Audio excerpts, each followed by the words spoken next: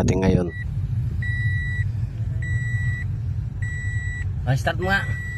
Ito po yung switch na pinaka-switch na sa start. Sa clutch po ito. Pag diniin ng clutch to, mag-i-start. Start mo, Ben. Sige, start mo. Tapos i-release nyo po ito. Ito yung tinatama pag kina-clutch to. Pinaka-sensor niya yung switch. Pag patayin mo, patayin mo. Ngayon i-clutch mo. Pagka paka-clutch mo, yan o, inedog pa talaga. Sige.